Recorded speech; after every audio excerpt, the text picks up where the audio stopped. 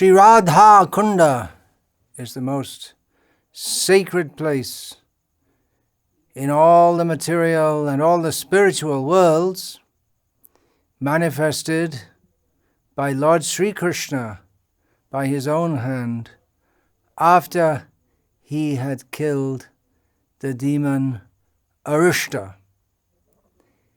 On the night, at midnight, on the day of Bahulashtami, during the month of Kartik, huge crowds of Gauriya Vaishnavas, will be Gauriya Vaishnavas because it's Gauriyas who particularly venerate Sri Radha and Sri Radha-kunda. Huge crowds of Gauriyas congregate at Sri Radha-kunda to bathe there at midnight on Bahulashtami.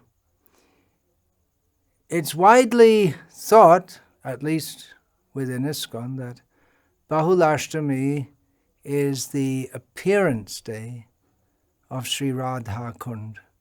But actually, to be technically correct, it is the day of the reappearance in one sense, or the discovery. I'll explain that a little bit.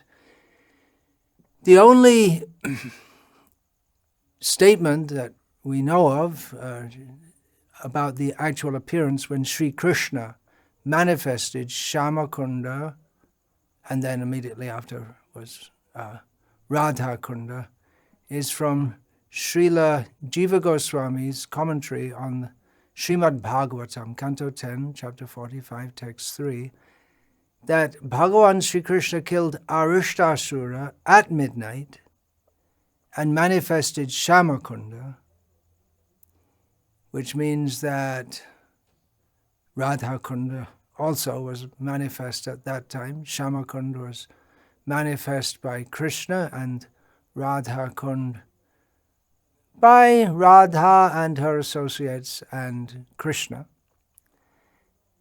But Srila Jiva Goswami says that this was on Chaitra Purnima, which is in the Purnima on at the end of the month of Chaitra, which is in the spring. And no doubt that is from some Purana or from Jiva Goswami. He is a gopi, he was there. Anyway, that is authoritative. The appearance of Radha-kunda is on Chaitra Purnima. Then why do so many devotees congregate on Bahulashtami in the month of Kartik for bathing at Radha-kunda at midnight? Well, that was also the day of the manifestation of Radha-kunda in another way, because that was the day that Chaitanya Mahaprabhu rediscovered Radha-kunda, which was forgotten. He, while traveling throughout the forests of Vrindavan, came across a pond in the middle of the field. It was hardly even a pond, it was just a tiny little pool of water. And Chaitanya Mahaprabhu recognized this is Radha-kunda and bathed in it, and the local people were surprised. Well, why is he bathing in that little pond? Later on, the bigger area was excavated. Sri Raghunath Das Goswami was instrumental in that. So, in one sense, it's not incorrect to say that Bahulashtami is the appearance day of Radha-kunda, but more correct would be to say that it's the reappearance day or the discovery. Radha-kunda was there since Dwapara Yuga when Krishna appeared, but had become forgotten and was rediscovered by Chaitanya Mahaprabhu. So that's a technical point, that it's not completely 100% spot-on accurate to say that Bahulashtami is the appearance day of Radha-kunda.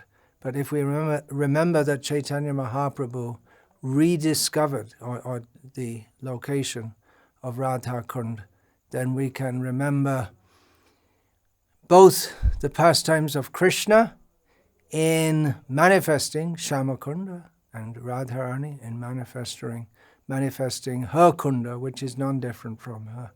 And we can also remember the visit of Chaitanya Mahaprabhu to Vrindavan and his discovering for the benefit of all his devotees the location of Radha-kunda, and later Rupa Goswami and others, they extolled the glories of Radha-kunda, which are already there in Shastra, in the Puranas, but were brought out. That the glories of Radha-kunda were discovered and presented to the world by Rupa Goswami, for instance, in his Sri Upadeshamrita, and Srila Prabhupada, by translating that and having it distributed all over the world, allowed Radha-kunda to be discovered by people of all the world.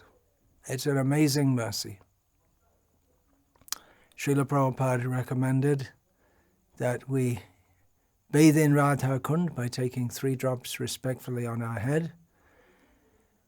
It is a great privilege to be able to do so, but even if we are not able to go to Radha-kunda, for whatever reason, we can always worship Radha and Krishna together by chanting Hare Krishna, Krishna Krishna, Hare Hare, Hare Rama, Rama Rama, Hare Hare. O Krishna, O energy of Krishna, please engage me in your service.